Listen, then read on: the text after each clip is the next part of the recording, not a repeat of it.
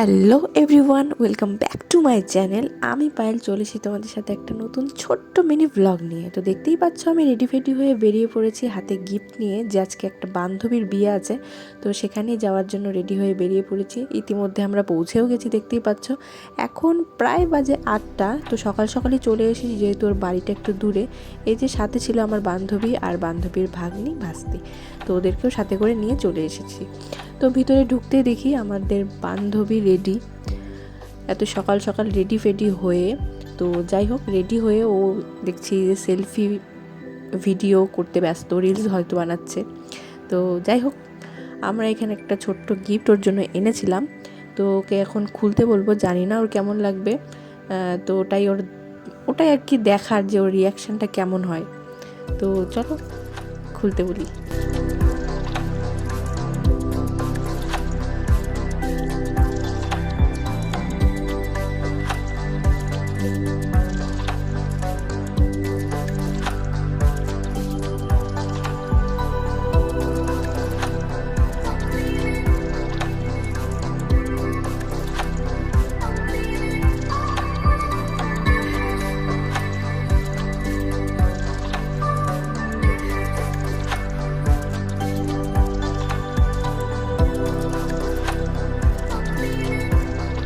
তো বান্ধবী খুলছিল আর ভাবছিল যে কি না কি যে হবে না হবে। তো দেখো অ্যাট লাস্ট খুলে নিয়ে ওর রিয়াকশানটা, ও এতটাই খুশি ছিল যে কি বলবো, ও সেটা ওর মুখ দেখেই বুঝতে পারছো গাইস।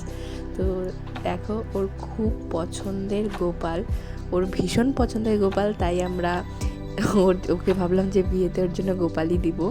তো দেখো ও কত খুশি ছিল, সেটা ওর মুখেই প্রকাশ পাচ্ছে। ছোট্ট লাড্ডু গোপালটি দেখার পর আর কোলে নেওয়ার পর ও তো প্রায় অনেকটা ইমোশনাল হয়ে গেছিলো, প্রায় চোখ দিয়ে জল বেরিয়ে গেছিলো গাইস। তো যাই হোক, ও ভীষণ খুশি হয়েছে এটাই। বিয়ের মণ্ডপ দারুণ সাজিয়েছে, আমার বেশ ভালো লেগেছে।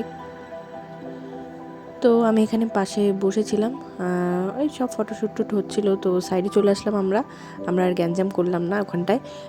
তো দেখতে পাচ্ছ বসে আছি আর এদিকে তাকিয়ে দেখছিলাম যে বাহ, সব বান্ধবীদের বিয়ে হয়ে যাচ্ছে, আমার যে কবে হবে। তো যাই হোক, আর কি বলবো, যেদিন হবে সেদিনই হবে।